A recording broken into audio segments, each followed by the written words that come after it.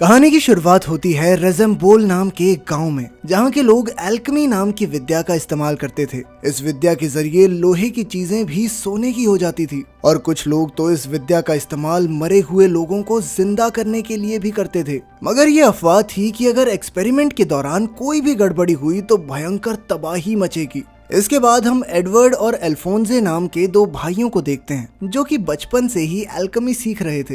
वो अपनी लाइब्रेरी की किताबों की मदद से एक्सपेरिमेंट्स करते रहते। एक दिन उन्होंने एक खिलौना बनाया और दौड़कर अपनी माँ को दिखाने गए, पर अचानक उनकी माँ को दिल का दौरा पड़ गया और उनकी मौके पर ही मौत हो गई। अब दोनों भाइयों की देखभाल करने वाला कोई नहीं था। तब एडवर्ड ने कहा कि वो एल्केमी के जरिए अपनी माँ को फिर से जिंदा कर सकते हैं, पर अल्फोंसे ने कहा कि ये बहुत खतरनाक है और अगर गड़बड़ी हो गई तो फिर क्या होगा। लेकिन एडवर्ड ने जैसे तैसे उसे मना लिया।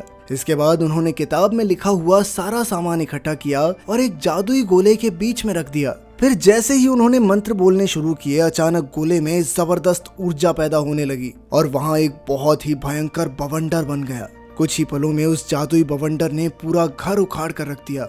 इस घटना के 20 साल बाद हम देखते हैं कि एडवर्ड एक पंडित के पीछे भाग रहा था, जिसके पास एक रहस्यमयी लाल पत्थर था। दरअसल ये पारस पत्थर था, जिसकी मदद से बिना ज्यादा तामझाम के एल्केमी की जा सकती थी। पर अचानक उस पंडित ने पत्थर की मदद से एडवर्ड के ऊपर बड़े बड़े पिलर्स से हमला कर दिया। इसके बाद उसने कई भयानक से दिखने वाले जीव एडवर्ड के पीछे लगा दिए। तब एडवर्ड ने भी अपनी जादुई छड़ी निकाली और तब हमें पता चला कि वो भी अब एक एल्केमिस्ट बन चुका था। तभी वहाँ एक रोबोट जैसा आदमी आया और उसने एक एक करके उन सारे अजीबोगरीब जीवों को मार गिराया। इस दौरान उसका हेलमेट नीचे गिर गया, पर उसका कोई शरीर था ही नहीं। इधर एडवर्ड को भी लोहे के हाथ पैर लगे थे, इसी वजह से सब उसे फुल मेटल एल्केमिस्ट कहते थे। आखिरकार उसने पंडित को लोहे के हाथ से मुक्का मारा और उसका वो लाल पत्थर नीचे गिर गया। एडवर्ड ने सोचा कि उसका मिशन पूरा हुआ, पर तभी वहाँ कर्नल मस्टैंग और उसकी फौज आ गई और उन्होंने पंडित और एडवर्ड दोनों को ही गिरफ्तार कर लिया। एडवर्ड ने उस लाल पत्थर की ओर इशारा करते हुए कहा कि ये पारस पत्थर है,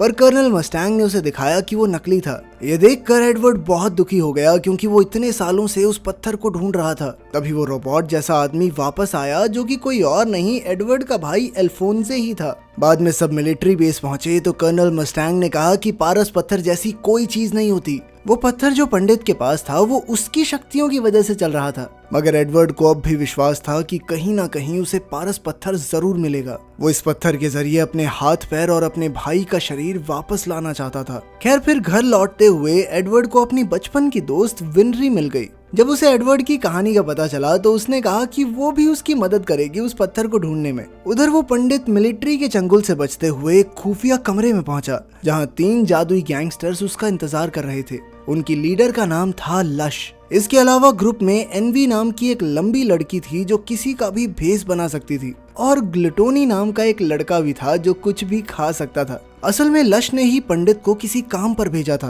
पर वो उस काम को पूरा नहीं कर सका, इसलिए लश ने गुस्से में अपने हाथ लंबे करके उसका गला घोंटकर मार डाला और उसके मरने के बाद ग्लूटोनी उसे पूरा का पूरा खा गया। वहीं दूसरी ओर एडवर्ड सोने की कोशिश कर रहा था, पर उसे 20 साल पुरानी वो घटना याद आ रही थी। जब उनका एक्सपेरिमेंट असफल रहा तो एडवर्ड को सच के दरवाजे पर लाया गया, जहां इस ब्रह्मांड का सारा ज्ञान छुपा हुआ था। अचानक दरवाजा खुला और 2 भयानक हाथ उसे खींचकर अंदर ले गए। अब एडवर्ड ब्रह्मांड में तेजी से उड़ता हुआ जा रहा था और फिर अचानक उसे अपनी माँ दिखाई दी। उसने उन्हें छूने की कोशिश की, मगर अगले ही पल वो दरवाजे से बाहर आ गया। लेकिन अब एडवर्ड को एल्केमी का पूरा ज्ञान हो गया था।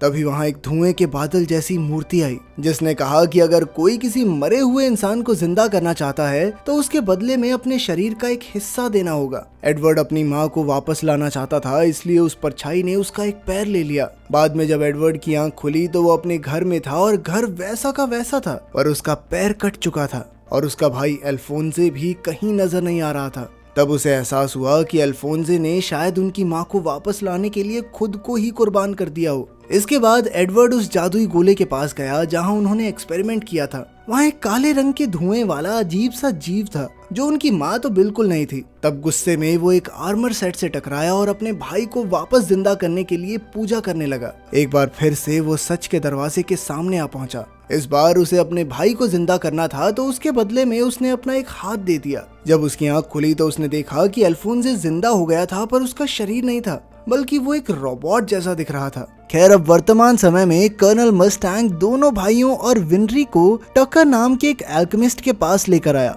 क्योंकि उन्हें उम्मीद थी कि यहाँ से पारस पत्थर की थोड़ी जानकारी मिल सकती है। टकर ने उन्हें अपने कई आविष्कार दिखाए। उसने कई जानवरों को मिलाकर नए जानवर बना दिए थे। बाद में एडवर्ड ने टकर को अपनी पूरी कहानी सुनाकर कहा कि वो कैसे भी करके पारस पत्थर तक पहुंचना चाहता है। टकर ने जवाब दिया कि वो ये तो नहीं जानता कि पत्थर कहाँ मिलेगा, लेकिन वो अपनी तरफ से एडवर्ड की पूरी मदद करेगा। इसके बाद एडवर्ड और विनरी ट्रेन से दूसरे शहर पहुंचे। यहाँ वो डॉक्टर मार्को से मिलने आए थे, जिसके पास पारस पत्थर की जानकारी थी। मगर जैसे ही वो उसके घर पहुंचे तो मार्को को लगा कि वो बुरे लोग हैं और उसने एडवर्ड और विनरी पर गोलियां चला दी। तब एडवर्ड को अपने आप को बचाने के लिए मार्को को बेहोश करना पड़ा। खैर, होश में आने के बाद मार्को कहने लगा कि अगर वो पारस पत्थर के बारे में ना ही जाने तो ही बेहतर है। तभी अचानक उसे कुछ महसूस हुआ और उसने खिड़की पर गोली चला दी। तब ये खुलासा होता है कि गैंगस्टर लश उनकी जासूसी कर रही थी। वो धीरे धीरे उन तीनों की ओर बढ़ने लगी। मार्को ने उस पर कई गोलियां चलाई, लेकिन लश पर कोई असर नहीं हुआ। आखिरकार उसने सबको दीवार में चिपका दिया और फिर मार्को के सीने में चाकू घोंप दिया। उसके जाने के बाद मार्को ने अपनी आखिरी सांसें गिनते हुए एडवर्ड को बताया कि पारस पत्थर का सच उसे लेबोरेटरी 5 में मिलेगा। असल में ये एक खुफिया बिल्डिंग थी जिसका इस्तेमाल मिलिट्री करती थी। बस इतना बताते ही मार्को की मौत हो गई। इसके बाद एडवर्ड सीधा टकर के घर पहुंचा और उसने देखा कि टकर ने एक इंसान और कुत्ते को मिलाकर नया जानवर बनाया था। टकर ने बताया कि इस एक्सपेरिमेंट के लिए उसने अपनी बेटी और अपने कुत्ते को कुर्बान कर दिया। इससे पहले के जानवर उसने अपनी पत्नी के शरीर के हिस्से इस्तेमाल करके बनाए थे। ये सुनकर एडवर्ड गुस्से से लाल हो गया और वो टकर को बुरी तरह पीटने लगा। वो तो उसे जान से मारने वाला था, लेकिन फिर ऐन वक्त पर अल्फोंसे ने वहां आकर उसे रोका। फिर टकर को अपनी पत्नी और बेटी की जान लेने के जुर्म में जेल में कैद कर दिया गया। इसके बाद एडवर्ड ने कई किताबों में लाइब्रेरी 5 के बारे में ढूंढने की कोशिश की, मगर कई हफ्तों की मेहनत के बाद भी कुछ हाथ नहीं लगा। पर एक शाम जब वो लाइब्रेरी में था तो मिलिट्री जनरल वहां आया और उसने बताया कि लेबोरेटरी 5 तो मिलिट्री के स्टोर रूम का नाम है, जिसे अब कोई भी इस्तेमाल नहीं करता। ये सुनते ही एडवर्ड तुरंत अपनी टीम के साथ वहां पहुंच गया। उधर एक मिलिट्री कैप्टन ने रिसर्च की तो पता चला कि लेबोरेटरी 5 तो असल में एक बहुत बड़ा जादुई गोला है। शायद यहाँ कोई बहुत बड़ा जादुई एक्सपेरिमेंट चल रहा था। उसने अपने ऑफिसर्स को इसकी खबर देने की सोची, पर बदकिस्मती से लश ने उसे रोक दिया। बेचारा कैप्टन जैसे तैसे घर से बाहर निकला और उसने जनरल को फोन किया, मगर तभी एनवी कर्नल मस्टैंग का भेष बनाकर वहां आई और कैप्टन का खून कर दिया। असल में वो कर्नल पर इल्जाम लगाकर उसे जेल में डालना चाहते थे। उनका प्लान कामयाब रहा क्योंकि कुछ लोगों ने उसे हत्या करते हुए देख लिया और पुलिस को खबर कर दी थी। वहीं दूसरी ओर वो पागल एल्केमिस्ट टकर भी जेल से भाग निकला। इधर एडवर्ड और उसके दोस्तों को भी गिरफ्तार कर लिया गया, क्योंकि वो अक्सर खूनी मस्टैंग के साथ दिखाई देते थे। उन्हें एक कमरे में कैद कर दिया गया, पर एडवर्ड बड़ी ही चालाकी से सबको लेकर भाग निकला। इसके बाद वो एक गाड़ी चुरा कर लेबोरेटरी 5 में पहुंचे, जहां कर्नल मस्टैंग और एक लेफ्टिनेंट के बीच लड़ाई चल रही थी। अचानक मस्टैंग ने चुटकी बजाई और लेफ्टिनेंट को आग लग गई। सबको लगा कि मस्टैंग पागल हो चुका है, पर तभी जलते हुए लेफ्टिनेंट का रूप बदला और तब हमें पता चला कि वो लेफ्टिनेंट के भेष में एनवी थी। जल्द ही लश और उसके गुंडे भी वहां आ पहुंचे और लश ने मस्टैंग के पेट में चाकू घोंप दिया। इसके बाद वो वहां से भागने लगी तो एडवर्ड ने उसका पीछा किया, मगर जल्द ही वो एक सुनसान कमरे में पहुंचा जहां एक बड़ा सा जादुई गोला बना हुआ था। लेकिन इससे पहले कि वो कुछ समझ पाता, साइंटिस्ट टकर उसके सामने आ गया। उसने अपनी जेब से एक पारस पत्थर निकाला और कहा कि यहाँ हजारों की तादाद में ये पत्थर बनाए जाते हैं। असल में ये ऑपरेशन मिलिट्री का ही चलाया हुआ था। फिर टकर ने कहा कि किसी मरे हुए इंसान को जिंदा करने के लिए कुर्बानी तो देनी पड़ती है, इसलिए बड़े बड़े आर्मी ऑफिसर्स अपने घर वालों को फिर से जिंदा करने के लिए कैदियों की कुर्बानी दे देते हैं। ये बात सुनकर एडवर्ड हक्का बक्का रह गया। तभी अचानक लश ने वहां आकर टक्कर को मार डाला,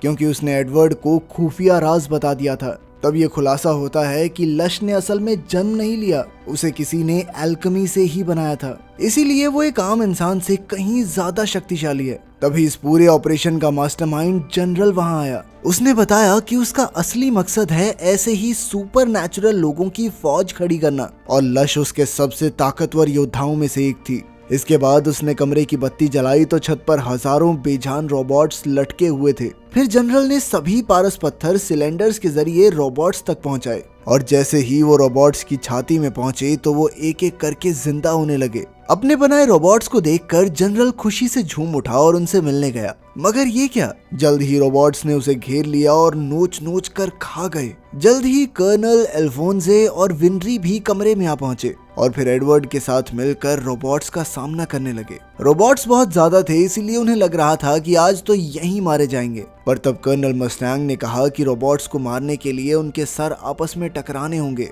और फिर इसी तरीके से उन्होंने रोबोट्स को मारना शुरू कर दिया। मगर फिर भी उनकी तादाद बहुत ज्यादा थी, इसलिए एडवर्ड और उसके साथी चालाकी से बाहर आ गए। वहां उनका सामना लश और उसके गुंडों से हुआ। हालांकि मस्टैंग जख्मी था, मगर फिर भी उसने अपनी सारी शक्ति इकट्ठी करके जबरदस्त आग निकाली, जिसमें एनवी तो जलकर राख हो गई। इसके बाद कर्नल ने लश पर हमला किया, पर कोई फायदा नहीं हुआ क्योंकि वो बार बार जिंदा हो जाती थी। आखिरकार लश ने खुलासा किया कि उसकी छाती में भी एक पारस पत्थर है, जिस वजह से उसके पास बहुत ही ज्यादा ताकतवर शक्तियां हैं। तब एडवर्ड, अल्फोंसे और कर्नल ने मिलकर एक साथ उस पर हमला किया। कर्नल ने अपनी जान जोखिम में डालकर उस पारस पत्थर को निकाल लिया, जिससे लश की तुरंत ही मौत हो गई। इधर ग्लूटनी ने ये सब देखा तो वो खुद ही दुम दबाकर भाग निकला। आखिरकार अपनी जीत के बाद कर्नल मस्टैंग ने एडवर्ड को वो पारस पत्थर दिया ताकि वो अपने भाई का शरीर वापस ला सके। एडवर्ड ने अल्केमी शुरू की, लेकिन वो फिर से सच के दरवाजे पर पहुंच गया। वहां अल्फोंसे अपने शारीरिक रूप में खड़ा था और अब एडवर्ड को ये पारस पत्थर उस परछाई को देना है, मगर फिर ऐन वक्त पर वो पीछे हट गया। अब एडवर्ड अपने फायदे के लिए इस पत्थर का इस्तेमाल नहीं करना चाहता था, क्योंकि अब वो समझ चुका था कि इससे कितनी जिंदगियां बर्बाद हो चुकी हैं। आखिरकार वो असलियत में वापस लौट आया और अपने भाई से माफी मांगी, क्योंकि वो उसके शरीर को नहीं ला पाया। तब अल्फोंसे ने भी उसे माफ कर दिया और कहा कि वो भी अल्केमी का इस्तेमाल नहीं करना चाहता। उसने कहा कि अल्केमी की वजह से ही उनकी जिंदगी में इतने हादसे हुए, इसीलिए अब इससे जितना दूर हो सके उतना रहना ही बढ़िया है उनके लिए। आखिर में एडवर्ड एक नए सूरज को उगते हुए देख रहा था, जिसका मतलब है कि वो अपनी जिंदगी में एक नई शुरुआत करना चाहता था। अगर वीडियो पसंद आई तो लाइक कर देना, चैनल को सब्सक्राइब कर देना। मिलते हैं अगली वीडियो में।